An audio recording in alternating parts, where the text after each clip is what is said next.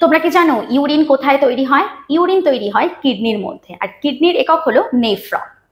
নেফ্রনে অনেকগুলো অংশ থাকে, তার মধ্যে একটা অন্যতম ইম্পর্টেন্ট অংশ হলো হেনলি লুপ। আমাদের কোশ্চেনে কি আছে?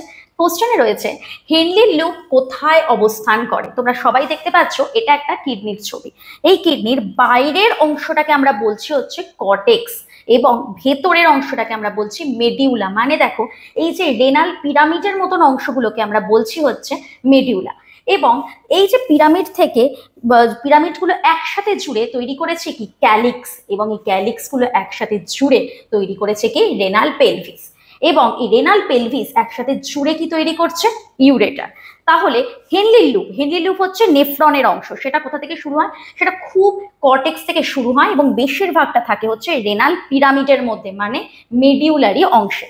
তাহলে আমাদের কি কোশ্চেনটা রয়েছে, হেনলি লুপ কোথায় অবস্থান করে? ফার্স্টে রয়েছে কর্টেক্স, যেটা হবে না। 2 নম্বর রয়েছে মেডিউলা, হ্যাঁ হবে। আমরা বাকি দুটো অপশন দেখে নিই। রেনাল পেলভিস, মানে এই অংশটাতে, যেটা হবে না। তাহলে 4 নম্বর রয়েছে ইউরেটার, ইউরেটারটাও কিন্তু হবে না। তাহলে সঠিক উত্তরটি কোনটি হবে? হেনলি লুপ অবস্থান করে বৃক্কের মেডুলা অংশে।